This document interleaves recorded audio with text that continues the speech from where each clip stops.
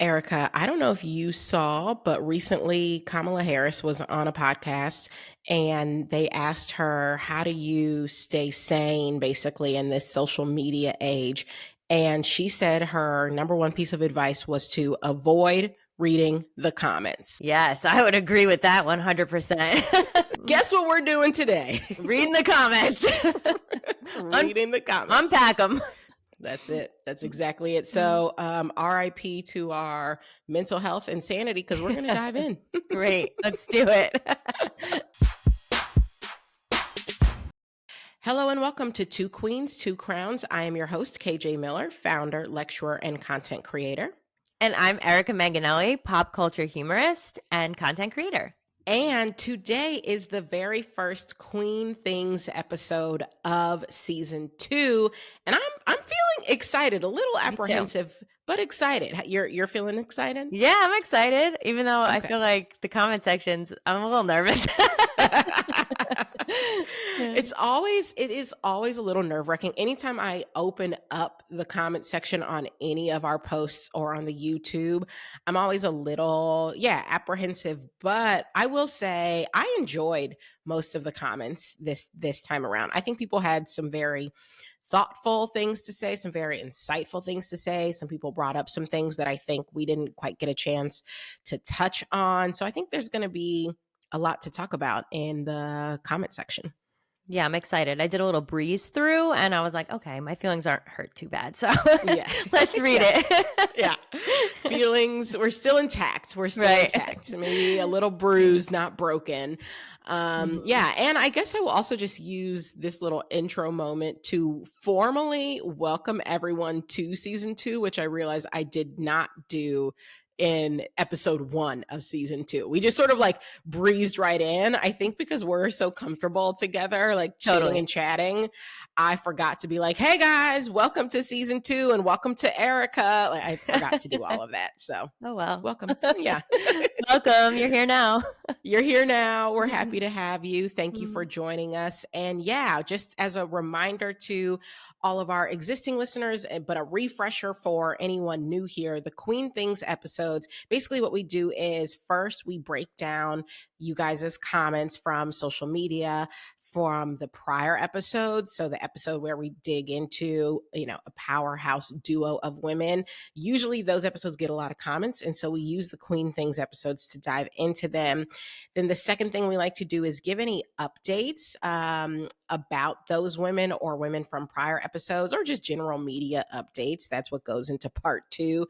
And then part 3 is what I like to call the parking lot. This is a segment for Erica and I to just bring up anything else that we think might be relevant or interesting for you guys for that week. So the Queen Things episodes, sometimes they're very structured. They go exactly like that, 1, 2, 3. Sometimes they're less structured and a little bit all over the place, but it's always fun. So if you're new here, just know that every other week you get a Queen Things episode, and this is the first one of season 2. All right. And if you're just hearing this one, you better go back and watch and listen to the last one. Yeah. You need context. You need the context. So if you haven't heard the Chappell and Taylor episode, go back, listen to that, then jump on over here so you can really appreciate everything we're about to get into.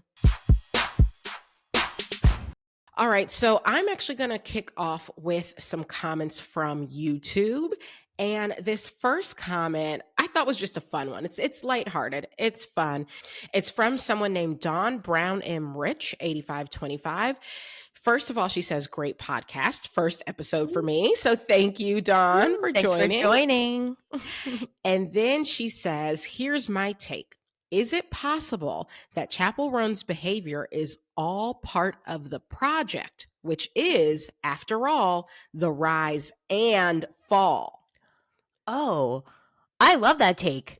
Don't you love that take? Yes, I easily could probably get behind a lot of conspiracy theories, but I could get behind that. I love that you're like, to be clear, I can get behind just about any conspiracy theory. Easily swayed. Yeah. But yes, I can. Yeah, I can get behind. I mean, honestly, I had not considered that. And as soon as I read it, I was like, now, wait a minute. Dawn, you might be onto something here. Because she does refer to herself and her work as a project. She does. The album is called The Rise and Fall of a Midwest Princess. That's true. And if that's not what's happening, maybe she spins it that way, because that's a great take, right? She's like, sorry, it's just part of the project. I'd be saying that every time if I were her. It's just part of the project. Every time I made a mistake, part of the project. It's part of the project. Look, I told y'all the rise and fall is the project. Right. I do wonder, because every time she says that, it makes me think, is there going to be a different character at some point? Like 5 years down the road, are we going to get a different character? Yeah. You know what? It kind of reminds me a little bit of Lady Gaga. When Gaga first came out, I don't think she necessarily used the word project. I don't remember, but I do recall the way she would refer to her art and sort of like Gaga, the brand of it all. It did often make me think like it was temporary, or it could change at any moment. Like, this is what I'm doing now, but Gaga might mean something completely different a year from now. Totally. It all felt very temporal. It all felt a little ethereal. And I wonder, to your point, when Chappell talks about the project, is she essentially saying like, look, this is what it is now. This is project 1.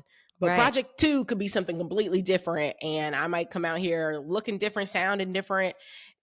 It does make it makes it feel temporary. Yeah, because Gaga's like not necessarily had different personalities or different characters, but she had different seasons. There was like that meat suit season for a second that was like lost me almost for a minute. There was meat suit season. There was also the season where she never wore pants. Like, it didn't matter how cold it was. She always had a bodysuit, like a little leotard. I forgot about that. The no pants season. The no pants season. Totally. So maybe Chappell. Yeah. I mean, one, I do like this thought that maybe all of this is just a part of the project. And in a year, she's going to come out and be like, Chappell Roan is dead. Okay. Because that was project 1. Yes, totally. I could see it. Yeah, I could see that too. Well, thank you, Dawn. I had not considered that, but thank you, Dawn. Very creative. Very creative. Another quick comment, which is super fun, from Sarah Moody 8085. First of all, she says, excellent video. I found KJ on TikTok, and as a fellow Black Swiftie, I love your content. Thank you, Sarah, for that. But then a question for you. She wants to know, where are those glasses from? Oh, my glasses are from Warby Parker. I get asked a lot. I beg them for sponsorship and they never answer me. So Warby Parker, if you're listening, I mean, everyone's always asking. And if you ever see my sunglasses, they're also from there. Okay, same. I'm also a Warby girl. So my glasses, if I wear them on the show, are also Warby, and so are my sunglasses. And it's funny, I almost replied Warby because when I saw the comment, I just assumed she was talking to me. I was like, oh, my glasses. And then I realized, oh, wait, I'm not wearing glasses in this video. So I didn't even notice. She is not talking to me. But yes. Okay, so Warby Parker, you have your answer, Sarah. Head on over to Warby to get yourself some very fashionable glasses. Okay, this next comment, it is quite long, but I think some good points were made. Okay, so I'm gonna take you down this journey from someone named Finn's Law. He wrote, great video. My thoughts on the matter is that Taylor Swift's approach helped fuel this entitled stan culture, and now the new stars have to deal with it. Chappell's approach was effective, keeping it general and not specific to only certain fans, made people, even yourself, question if they were going too far. It made the news. It was unfiltered with no, quote, I want to look good while I say this, BS. She got the message through, and the stars lined up to basically say, thank God I wanted to say this too. Taylor, parentheses, raised by stockbrokers, has huge ambition for money and chart award success. And I don't think she can be more like Chappell, who doesn't seem to care much for all that and was raised by a conservative family in a trailer park. Which of those sounds more humble? As far as being nice to fans, Chappell took on the scalpers to help her fans not get price gouged, while Taylor has the power and money to change things, but lets them rip off her fans. Chappell refused to release a variant even for her year anniversary, when it would have given her a #1 through a stupid loophole, while Taylor releases variants at strategic times and places, and, in my opinion, takes advantage of her biggest fans. So, for a soundbite, yeah, Chappell called her fans the B word, which she often calls them in loving ways too. But she also champions their specific cause/community in ways even the White House noticed. Taylor, the billionaire, hits her poor, loyal fans where it hurts most, the pocketbook, but she does it with a smile. It's a lot to unpack. It is a lot. What is Finn's Law? There's a lot. You gave us a lot to think about, Finn's Law. And I think I may have referred to Finn's Law as a him earlier, and I don't actually know the gender, so I apologize for that if I have misgendered you, Finn's Law. But yes, let's dive in because many, many points were made here. Let's start with point number 1, which is Taylor Swift's approach helped fuel this entitled stan culture, and now new stars have to deal with it. What do you think about that? I was trying to sit here and think of another celebrity that maybe came up before her that had a similar approach, because I feel like the old school celebrities kind of had that approach. I don't think it was like created by her, but I don't know. Maybe I could kind of see that a little bit for sure. Yeah. I don't know. What do you think? I see the point. I do see Finn's point, because I think Taylor, if she didn't create stan culture, that's certainly not true. But I mean, as we spoke about on the episode, she definitely encouraged her fans to be all in. I mean, if you thought there was a chance that Taylor could notice you online and then invite you to her house and bake you cookies, that is probably gonna make you go a little bit further and farther beyond than you might normally. Yes. If I thought Taylor or Beyonce might invite me to the house based on what I said online, I'd be saying more online because totally. I want to get invited to the house. So yes, I see the point there. I don't think she invented stan culture, but I do think she fanned the flames a bit, as Finn has said. But I also think, like, if that's how Taylor wants to treat her fandom, that's her right. It doesn't mean that every other celebrity has to act the same way, nor does it mean that every fan has to expect that from a celebrity. Like I don't think there's anything wrong with Taylor saying, this is how I want to interact with my fans. She never said this is how all of y'all have to interact with your fans. Yeah, because I think like even Ariana Grande has a unique fan base. And same thing. Like her approach is like a little bit different. Like she's not inviting them over for cookies or whatever, right? But they stand her pretty hard. And so I agree with you. I agree with your stance 100%. Yeah. All right, so let's keep going. Finn then says, now this next part, let me see if I fully understand what he's saying here. I have questions about it. Yeah. Is it the stockbroker part? Yeah. Well, so there's a paragraph here where Finn says, Chappell's approach was effective. Keeping it general and not specific to only certain fans made people, even yourself, question if they were going too far. Okay. So, and then they say it made the news. It was unfiltered with no, quote, I want to look good while I say this BS. And other stars lined up to basically say, thank God I wanted to say this too. Okay. In this part, I wasn't entirely sure. In this part, Finn is referring to her videos, Chappell's videos, where she called out the fans and called them random bitches and said, like, don't stalk me and don't ask me for a hug and blah, blah, blah. And I do remember a couple of people, a video that comes to mind for me is Lizzo. Lizzo made a video afterwards saying, like, oh yeah, basically agreeing and saying, like, yeah, there are, when people come up to me and I'm looking busted and crusty at the airport, like I'm off the clock. And like, that's, if you want a photo, like that's not a time where I want to be giving a photo. And I've had people get really mad and like, whatever.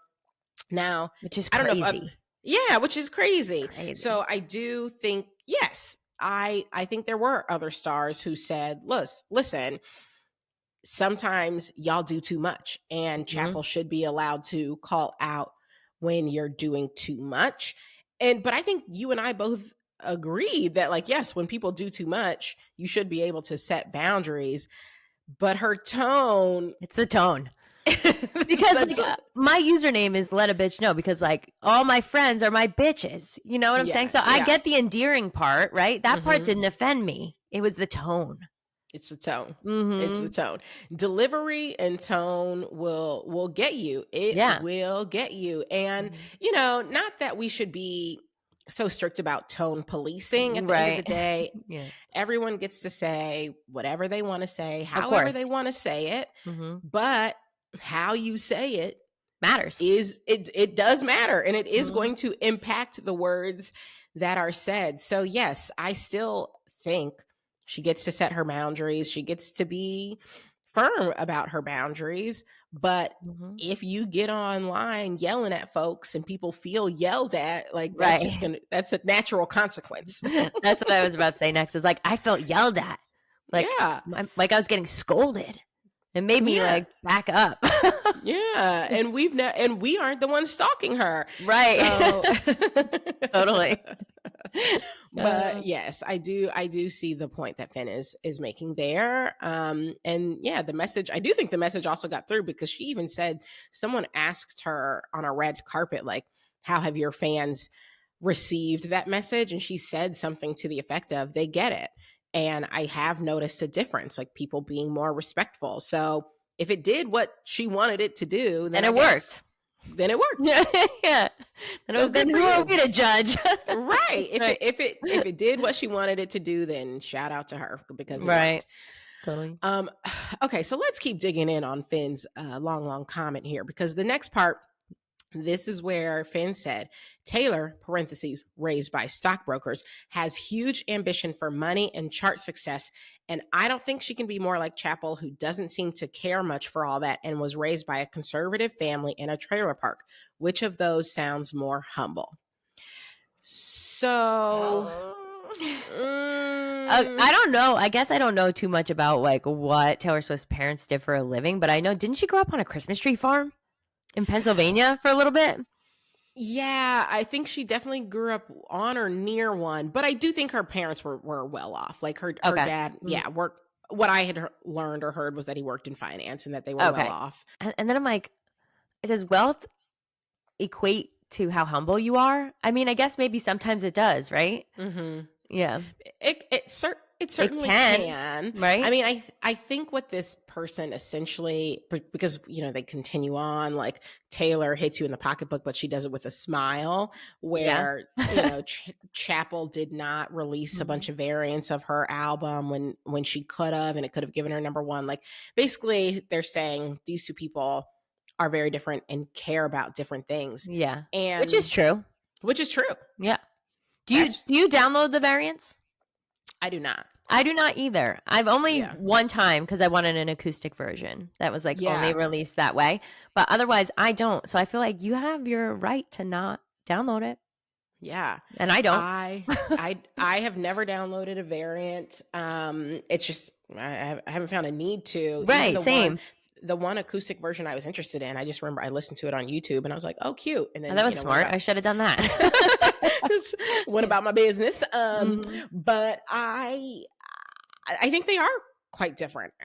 Taylor does care a lot about chart success. And she cares a lot about awards. That is very true.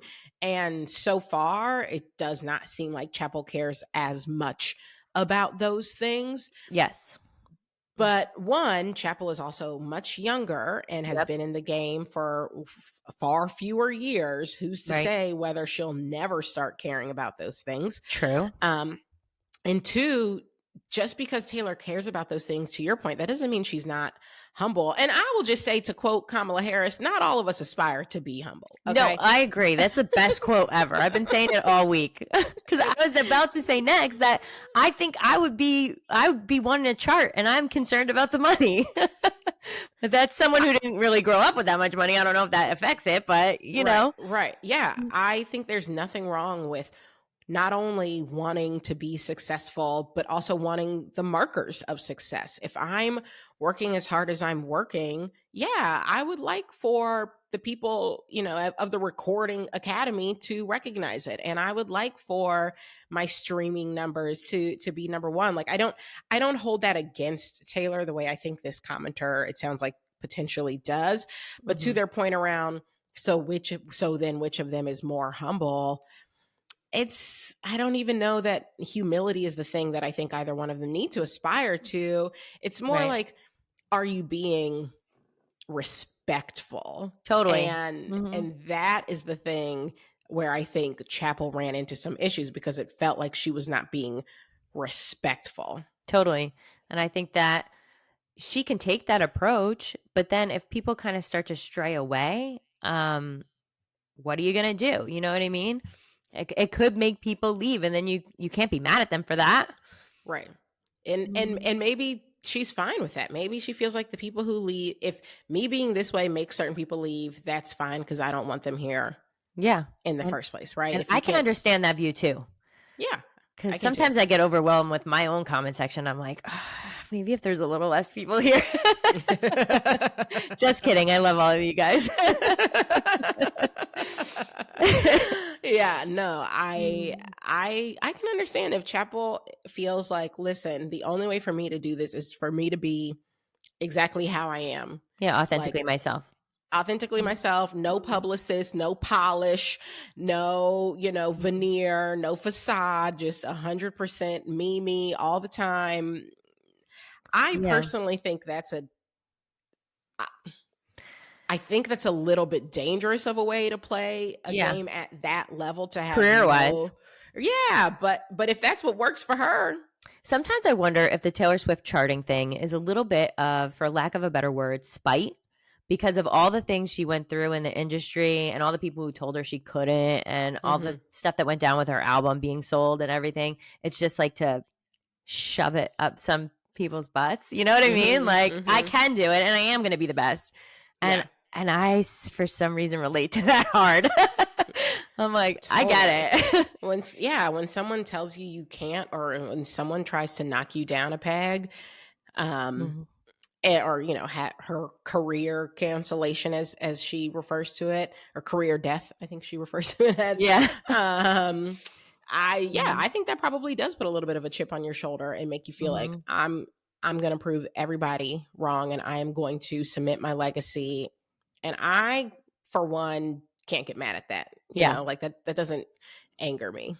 What else has Finn got for us? Well, Finn ends by saying, so for a soundbite, Chappell called her fans the B word, which she often calls them in loving ways too, but she also champions their specific cause and community in ways even the White House noticed. Taylor, the billionaire, hits her poor loyal fans where it hurts the most, the pocketbook, but she does it with a smile. And to that, I think I would just say, Taylor doesn't force anybody to spend any money on anything. Yeah. And like, I think she'd get mad about certain things, like people copying the outfits, or like, putting her phrases on shirts and stuff, which I don't feel like she really does. No. If it was all about that. Yeah. Whenever people make those arguments, it's always a little bit confusing to me, because it just comes down to that oft stated phrase, you gotta hate the game, not the player, right? Like, Taylor, we live in a capitalist society, and I can say, as someone who doesn't love our current construction of capitalism, there are plenty of things that I wish were different, plenty of things that would be different if I got to choose how things work in our economy.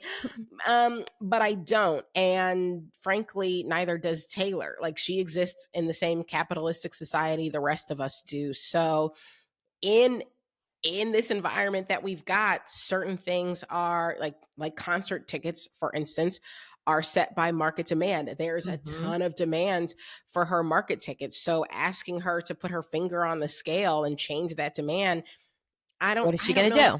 I don't know if that's fair. Like, I don't know. So I hear what this person is saying. I'm not saying I think all of it is invalid. I'm just saying I feel like there's some blame being put on Taylor for things that to me seem like Yeah, and I feel aren't like a warranted. lot of people do, right? Not just her, right? It's like it's a little targeted to her, but I feel like blanket, there's a lot of celebrities that do that, or a lot of music artists that do that.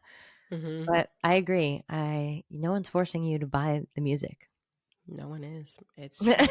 and I think Chappell is an excellent example of how an album can increase in popularity over time and completely organically. It wasn't because she was releasing a bunch of variants.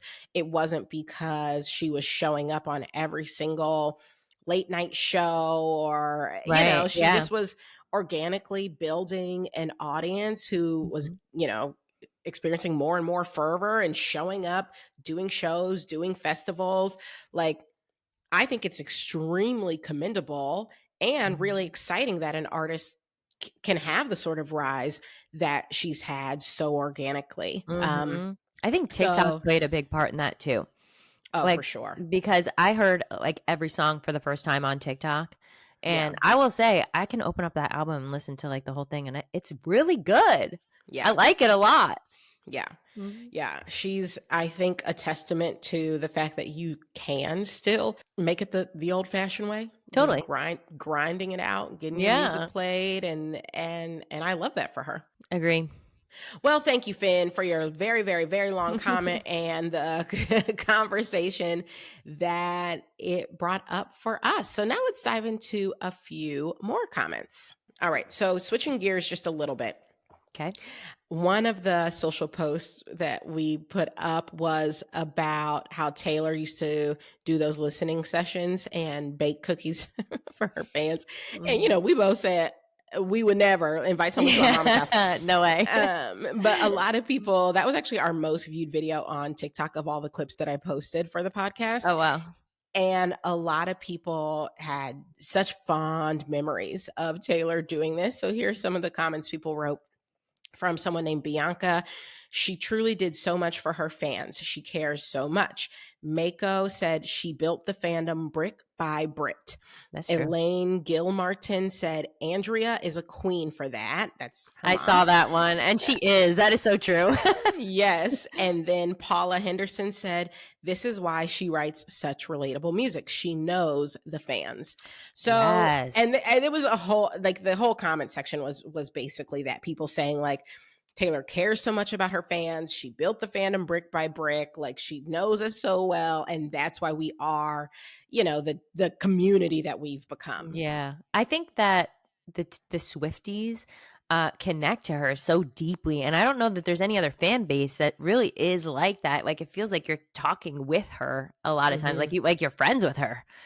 So she really did build it brick by brick. I agree with that. Yeah.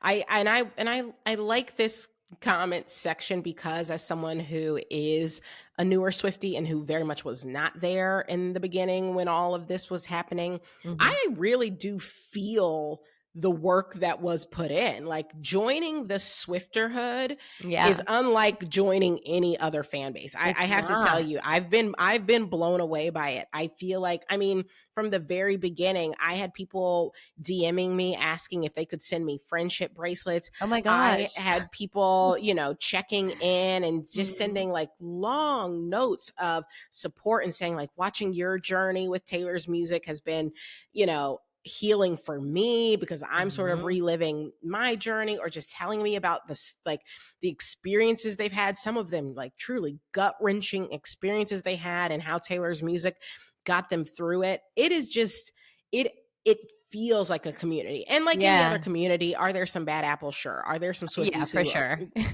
There's some toxic ones in there mixed in, of course. 100%. You're always going to get that. For the most part, it really has been so inviting and warm and wonderful. And I think we have to give some of the credit to Taylor for that. I do think we have to give her some credit for developing a community like this. Yeah, because it's not like, oh, it's just a group of people and we all like the same music artist. It's like, we're all friends. Like, just because we have that one minor thing in common and instantly everyone's besties. I love that about it. Yeah, I think there is. And so, kind of to not negate, but just as a counterpoint to some of what Finn was saying about, oh, she's created this entitled stan culture and created this fueled the flames of people thinking this is the way celebrities should act. It's like, okay, on the one hand, you can say that, but on the other hand, I think she has served as a model for what it can look like to create more than a fan base and instead like an actual community. Yeah, because totally. in some ways I do think that's what she's done. Yes, because even when I wear like a Taylor Swift t-shirt out of my house and I'm in public, people are like, Swiftie. Like, same. It's that intense. Like, we are a community. Same. I love it. And I feel like part of the reason you feel in community with someone else who is a Taylor Swift fan is because her music is so relatable and so specific. Like, you just sort of know, like, once I found out how much you love So Long London, and as someone who loves that song, I felt like I knew a little bit more about you. You know what I mean? Like, because I knew you love that song. So there is just something special. And I do think you have to hand it to her for taking the time to interact and engage with her fans on that level, because I think it's created a different feeling in the fan base. Totally. It's like if you love that song so much, it's because you felt it deep in your soul because something happened to you. and we have like a slightly like a trauma bond. Yeah. Exactly. I love it. We have a trauma bond. And you know what? Yeah. I'm not against it. Yeah. I'm not against it. Exactly. Another one I do want to bring up, a few people brought this up, and I don't think we did we touch on it? I don't think we touched on it in the episode, which is that Chappell is bipolar. Okay, see, I didn't know if that was true or not, because I've seen that floating around on the internet, but I couldn't confirm.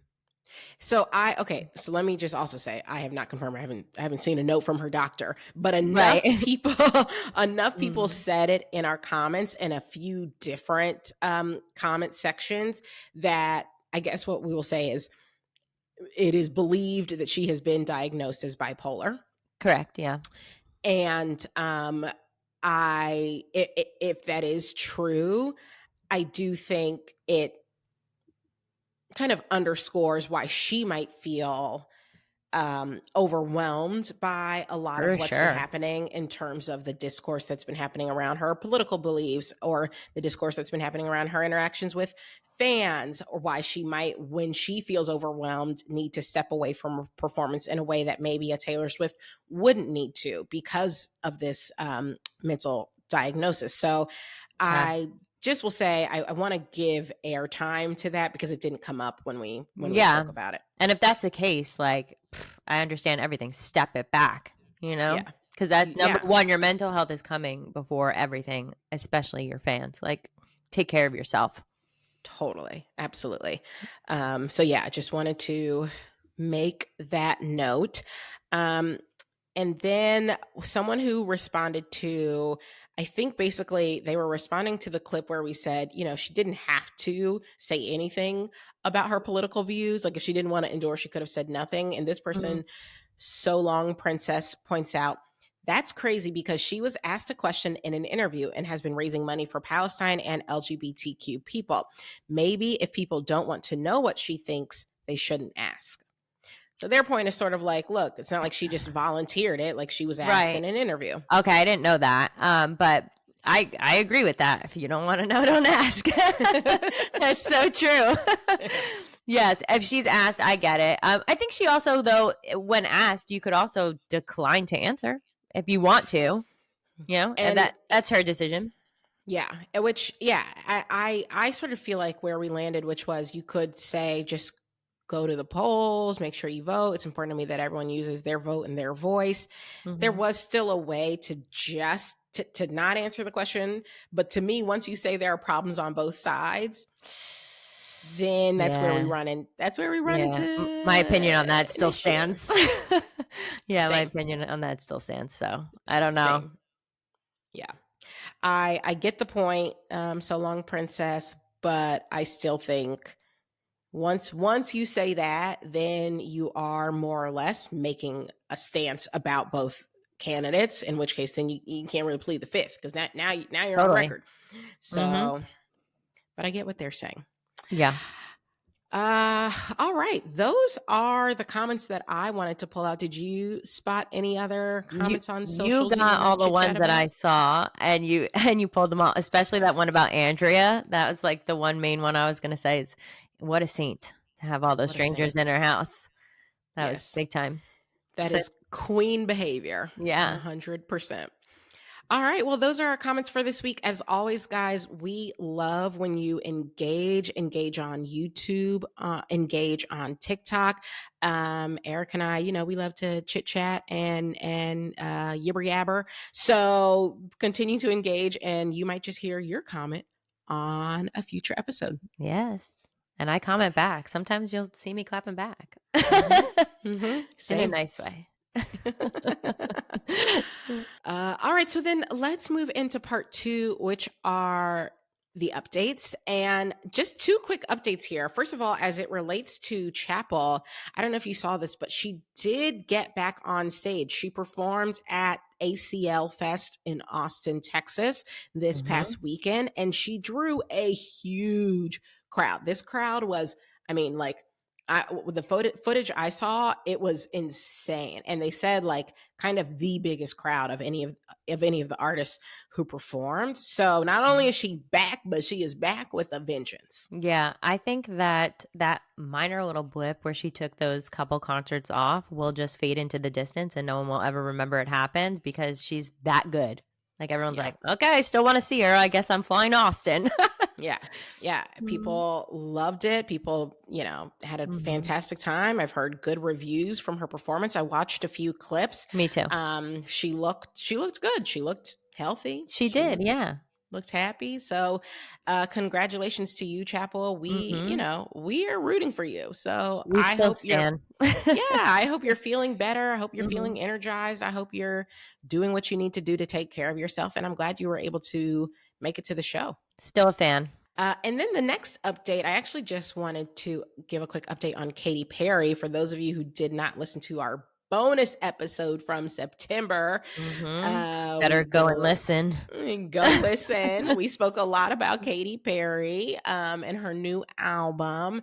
And she's going on tour. She will be touring the album starting June of next year. It is called the Lifetimes Tour.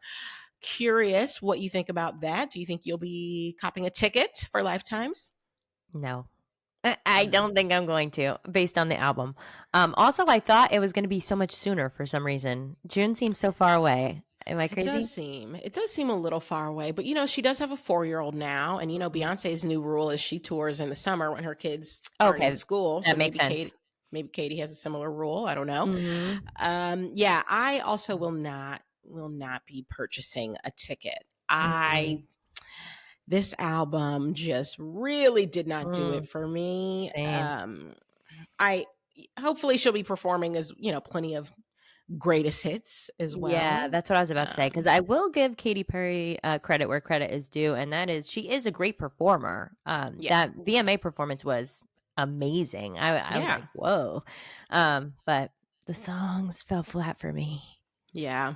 But, maybe on tour, once there are dancers and, new mixes, I don't know. Yeah. Maybe it'll all come to life and be fantastic on tour. And mixed in with the hits. Yeah. Once it's mixed in with the hits, she's not going to be able to do what Beyonce did for Renaissance, which is Beyonce basically just ran the album from start to finish on her tour because that album was so good. I was about to say, because she can. Yeah. I would not recommend that for Katy. No. Mix them in. She needs to mix them in. Girl, you gotta mix them in, okay? Hit them with Pepper it in. And then hit them with Gimme Gimme. Yeah. Okay? Maybe leave Gimme Gimme out. Maybe just leave that one out. Oh, no. Oh, Lord. Some of those songs, girl. Yeah. Bring on Jid. Bring Jid on the tour. Yes, bring Jid out. Jid was fantastic, and if you can get Kim Petras, go on and get her too. Yes, totally. Bring out some friends and play some hits, and then maybe it'll be bring out some friends. I snorted. I don't disagree. Bring out some friends, Katy. Bring out some friends, girl, and it'll be fine because, like you said, she is a performer. Yeah, and she has plenty of hits. And she does that robot eye thing. You ever see her do that? No. What? Oh, look that up. You are going to be amazed. She does this thing with her eye. It makes her look like a robot. I don't know how she does it. People thought something was wrong with her and she was having a medical emergency, but she wasn't. She does it every time. It's crazy. I don't know how she does it. Look it up. You're going to be amazed. We'll talk about it next time. Yeah. Hilarious. All right. Well, look, Katy, we are still rooting for you too. We hope you have a good time on tour. We hope anyone who is going, definitely let us know what you think. Report back. Report back. Let us know. All right, folks, we have made it to the parking lot. And I will tell you what I want to use this parking lot time to talk about is where the heck is Adrienne? I have seen some of you in the comments ask, yo, what happened to Adrienne? Is this like, did she get kicked out? Did she get effied like in Dreamgirls? No, she did not. First of all, Adrienne is booked, busy, and blessed. She is a working actor and writer in Hollywood. And I knew from the very beginning when I asked her to do season 1 with me that this was going to be for a good time, not a long time, because Adrienne is busy. And so when we got to the end of season 1, basically we always said it would be 1 or 2 seasons. And when we got to the end of season 1, she sort of looked at her calendar for the upcoming year. She has a movie premiering in December. She's doing so many things. She was like, this might be a natural ending point. And I agreed. I also felt like, I kind of had my eye in the background. I had my eye on Erica. So I was sort of thinking, I feel like I'm ready to expand the show a little bit and work with another creator who has a sort of a creator sensibility when it comes to producing content. Adrienne felt like I really need to focus on what I've got going on in Hollywood. So it was a very natural ending point for for her to leave after season 1. She did not get effied. Okay. She did not, she didn't get kicked out. No, poor Adrienne. We are still best friends. I still love her. And now that she's actually posted it on Instagram, I can also announce she just got engaged. Ooh, so she's congrats. Also, yes, congrats to Adrienne. So she's also out here planning a wedding. Like she's got a lot going on. She's busy. So she is a busy lady.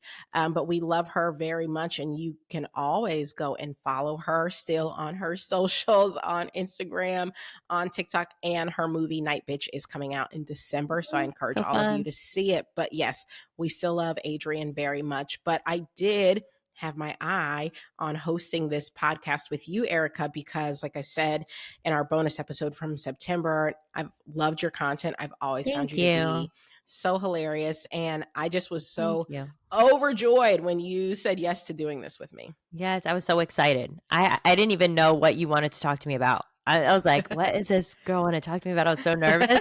And then when you asked me that, I'm like, duh, sign me up. So I'm grateful that Adrienne is so busy so that I can fill in her spot.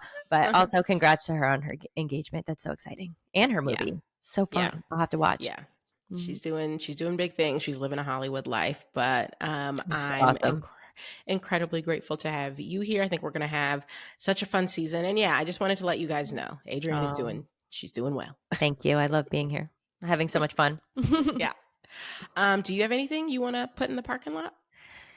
No, I mean, I've just been obsessed with the Call Her Daddy Kamala interview this week. It's consumed all my time. And the way that Alex Cooper's getting like some discourse from some of her fans is very entertaining for me. It is so interesting. I was talking about this with my husband. I'm glad you brought this up because now I will say I don't listen to Call Her Daddy regularly. I've listened to just a few episodes. Like I did listen to the one she did with Chris Olsen, and there was one other one I listened to. But anyway, I'm not a regular listener. Yeah, I catch a lot of clips. Yeah, I catch the clips on social. So I just honestly wasn't that familiar with her fan base. I didn't realize it was such a woman centric show and like centered around like woman topics. Like I've learned sort of how the show got started. And so I didn't realize that. So now seeing so many of her comments be women being like, you never should have done this and I'm never listening again. Like, it made me a bigger fan.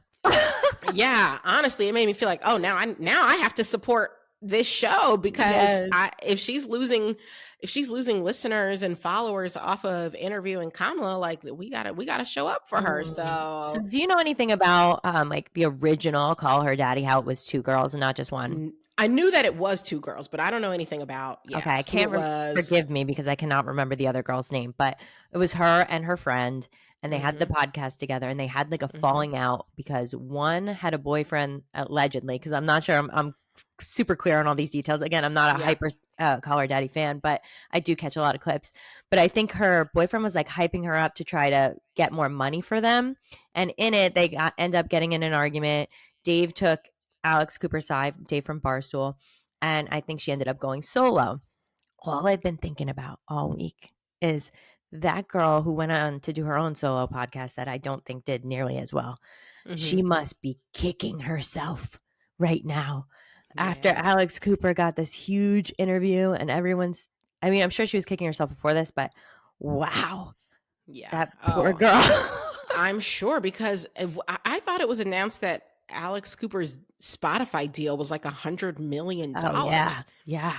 I mean, so she was probably kicking herself then too, but like also she got to say, you know what I mean? Probably. Like, and she got her, like she separated from Barstool and got her own like network. So I'm sure like that was probably like, but to sit down with the vice president of the United States, I don't care who the vice president is. And even if you don't like them, she got to sit down with the vice president of the United States. That girl has to be kicking herself. She has to be. Yeah.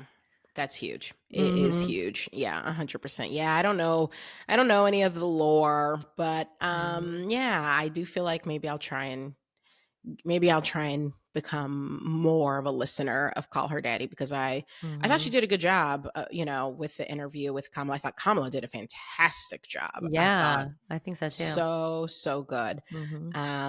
So yeah, sorry the girlies are mad, but I'm not one of them. We are not mad. We appreciate you, Alex Cooper. And I think she teed it up really well too, to say like, because when she was doing the intro, she was saying, there are a lot of things I could have spoken to her about, but like, I don't know that anyone wants to hear me talk about fracking or Israel, right? Yeah. So what people want to hear me talk about is women's rights, women's issues. So that's what we had a conversation on. And I think I think it was a good interview. I also think, like she said, she invited Donald Trump on and he declined. And so she was going to do both sides, right? I think she did that so that no one would get angry, but they still got angry. And like he did Theo Vaughn. So what is everybody so upset about? But also what is so funny is about the people who got mad. Because someone in one of the comment sections I saw, someone was like, well, she asked Donald Trump and he declined. And there were so many people being like, because he's busy. Busy doing what? Right. I know. That one made me laugh too. I'm like, oh, he's busy. Is he? Is he? Because he's unemployed. Like, don't forget. He's golfing every day. This man is not president of anything. I saw someone say like, he's busy saving the country. How? He has no job. He's not in government. He's not. What are you talking about? Man is unemployed. I don't understand. I'm confused. No, totally. I totally agree with that. Like, and then also Alex made a good effort to like, she went and got canceled on twice by Kamala because Kamala was like taking care of things, helping the country. Okay. Actually helping the country. And she went to her. So who's to say she wouldn't have done that if the other one was busy anyway, right? Right. Busy at Mar-a-Lago. You know what? Nothing. I will say he is busy. He's busy running his freaking mouth. He is way too busy running his mouth. He just needs to look. Please. Saving the country. Come on. Oh, well, one more thing I do want to throw in the parking lot, which is my brand, Minted Cosmetics, has relaunched. Oh, yay! I saw that. So exciting.